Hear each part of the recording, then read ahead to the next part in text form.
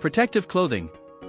In each of these 5-minute talks, there is usually an aspect related to accident prevention that I try to emphasize. If we can implant some of these ideas in our minds and let them influence our actions, we will minimize the number of disabling injuries in the workplace. Today, I want to talk to you about protective clothing and the equipment designed for our personal use. First, I want to tell you that not using them or abusing them is one of the reasons why workers continue to suffer all kinds of disabling injuries that could be avoided simply by following a few basic rules. Although we can't say these accidents are entirely due to carelessness, this statement comes pretty close to the truth. Sometimes, however, they are a direct result of ignorance.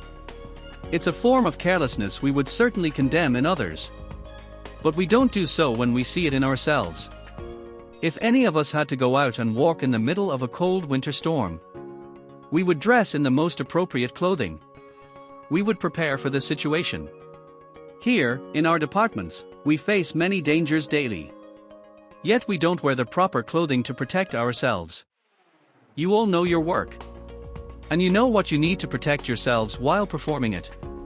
You all know that in jobs with flying particles, protective glasses are necessary.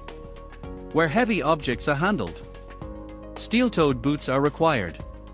An electric welder must wear a helmet with a dark lens to protect his eyes from the blinding lights and sparks from the electric arcs, if he wants to avoid the injuries that workers who don't wear the proper protection suffer. Our protective clothing can be as simple as gloves to protect our hands, rubber boots, an asbestos suit, a seatbelt, or any other of the many protection devices available, depending on the need. Let's suppose we did an inventory of all the protections that workers who really need them wear regularly. How many of you would think that protective clothing is dangerous? Surely none of you. Yet many of you act as though it is, and work without using the protection it offers. I'm not here representing a protective clothing manufacturer or trying to sell you anything. I'm simply here to tell you that it pays to be prepared.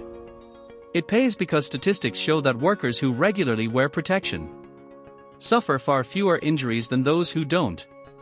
We know that when a rule says protective glasses must be worn on a job, that requirement is for your protection and for the protection of the department.